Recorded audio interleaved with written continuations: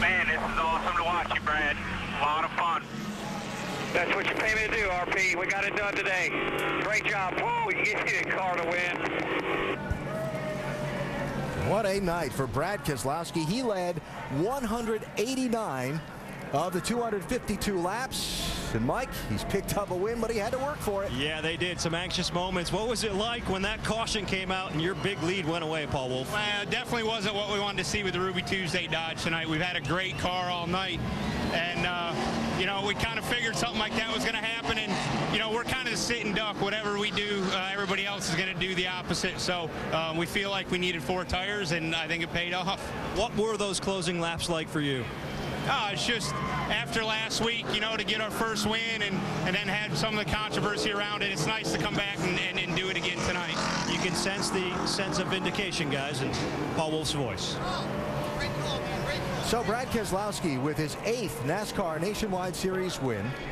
His first win here at Richmond after finishing 4th in both of last year's races. And the green-white checker finish. Look, there's Greg Biffle inside of row 3. Man, where'd he come from? Inside of row 3. You see how Kyle Busch gets a great start, and Carl Edwards right here is passing before the start-finish line. That's where the penalty's coming from. But look at Biffle drive this thing down into turn 1. And look how much new tires do. I mean, look at Keselowski carving it through there. Kyle Busch can't get going at all. McMurray can't get going. Definitely the right call. We come back next year and say, you think 4 tires with 5 laps go will work? We can say, yeah, now. Post-race thoughts from some of the top finishers. David? With Kyle Busch now, who was able to, I don't know if it was a forced smile, but it was a pretty good smile with Jamie McMurray there talking about the end of the race. But, man, to not have the tires at the end, did that just kill you? No, we didn't have the car tonight. You know, we fought there when we got back in traffic and tried to get back up towards the front. We could on the long run, but we just didn't have anything for the 22 tonight. You know, he was so stellar. But, you know, the NOS Energy Drink Camry was probably a second-place car, and if anybody wanted to know what it takes to stay out, that's what it took to stay out. And that's what happens when you stay out. So I think Dave Rogers makes the right calls. You know, tonight was my call to stay out. Jason wanted to come in, and I just wanted to see what it would just do. You know, you got to hold him off for a green-white checker, and obviously that's as best as I could fight him off. Yeah, tough decisions here late in the race. Doc? How about this team here? Ricky Vires makes a gutsy 2-tire call in that last stop. And I'm going to ask you what Rusty Wallace and Andy Peter were saying. Where did you come from on that restart? Well, I'll tell you what, this Redman Ford Fusion just hauls the mail on new tires. And, you know, I'm just so excited to drive for this Baker Curb team. You know, Ricky's just calling great races here, and I'm having a lot of fun driving this car. And just appreciate what Nationwide Insurance does for this series. It's a lot of fun, as you can see, but I just couldn't hold him off on that last lap. I was going to try and pinch him down there in 3 and 4, and I had to run in there beside him. I had to go so fast in the corner I slid up. So I did all I could do to hold him off, and just happy for this team. Greg Biffle finishes 2nd here at Richmond. Dave. Jamie McMurray restarted 3rd and found his way almost to the front, but like having those tires at the end? Yeah, you know, I had so much buildup on my left sides that when we went through turn 1, I didn't have any grip. Even though I had new right sides, I just couldn't get going. And it really took till coming off turn 4, coming to the checker before I felt like I had grip. But after practice, I never would have guessed that we had to run this well. So I'm really excited that Dale Jr.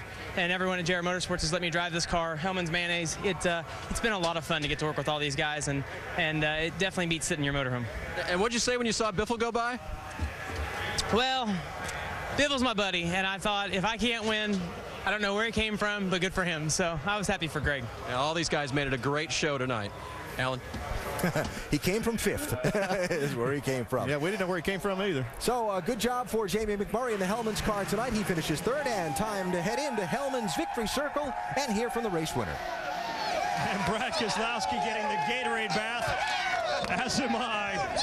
A jubilant crew here who went through a roller coaster of emotions over those last 5 minutes of this race.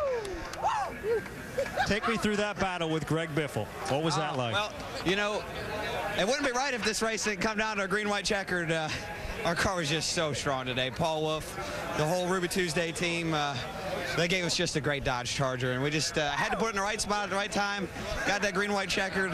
I wanted to play offense. I knew if we lost this race because we didn't take tires, I'd be so mad. So came down on pit road, got ourselves some tires, and just made the right move with Greg on the last lap, and it all worked out. When that caution came out, a huge lead went away. What went through your mind? Just, it figures. But, it's part of the racing. I can't really blame anybody. It's nobody's fault. Paul Menard got a flat tire, and it happens. So, it's just all part of racing, and it was a great race today. Really hope the fans enjoyed it. I want to thank them for coming out, and came up with a new Victory Lane celebration with the American flag because we can't do burnouts with our engines. So, something cool and new for the fans, and I hope they all appreciated it. And everybody is drenched in Gatorade, guys. It's a heck of a celebration down here in Victory Lane. Brad Keselowski, a winner for the second straight race. And his father, Bob, they're embracing him in Victory Lane.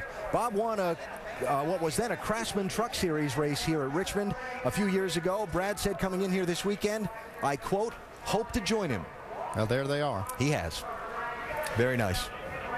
Now, Carl Edwards, we talked about him getting too good a start on that last restart, but what we didn't go back and see was that after they went by and off into turn 1, he gave the position back.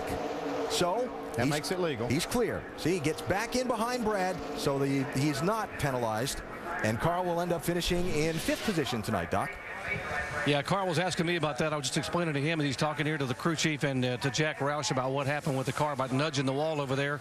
And but Carl, NASCAR said officially they did black flag you, but you gave the position back, so you're gonna officially be credited with finishing 5th, so another top 5. Yeah, that's good. That's a top 5. Congrats to Brad and those guys, man. They've been unbelievable, but we're doing everything we can to catch them. We got Fast and all, Copart, Ford, all these guys behind us, and the guys are working hard, and we need to just step it up a little bit more and get those wins. But after the last couple of weeks, the top 5's good. We're not closing points, but that's a good run for us. So I want to say hi to Kate and Annie and everybody at home. I love you guys, and we'll just go race tomorrow. New race cars helped you handling wise. How about the new Ford engine? When that would come on board, how much of an assist would that be? That'll be huge. Ford has the best cars on the road. Ford, I'm proud to drive a Ford, and this new engine I'm really excited about. Doug Yates, all the guys have been working hard, and I think when that comes, that'll be an ace in our pockets. I think it'll be a really good thing for us. Carl Edwards, the top 5, and right now I think the Ford camp believes they're a little down on horsepower to the other manufacturers here in this series. Guys? All right, Doc, thanks. So a lot going on in the late going here. Andy, the right strategy call by Paul Wolf. Oh, absolutely the right call to get those 4 tires. And you saw the cars that stayed out. Kyle Busch was able to stay up there in the top 5, but poor Justin Allgaier all the way back to 15th. And what about Greg Biffle? He decides to put 2 tires on, and he finishes second. Another pretty good call. I mean, definitely better than not taking any at all, that's for sure. And Carl Edwards almost, but gave it back. And Kyle Busch saying he overruled his crew chief, wanted to see what it would do. Kyle wound up finishing 4th in this one. What a finish here at Richmond after Keselowski dominated the night.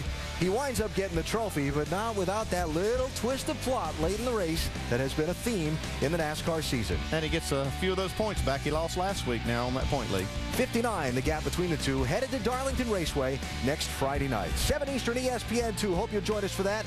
Up next, Denver and Utah. In the NBA playoffs, the Jazz with a 3-2 lead trying to send the Nuggets packing. That is next. Congratulations to Brad Keselowski out on top of a spectacular finish once again here at the Richmond International Raceway. So long.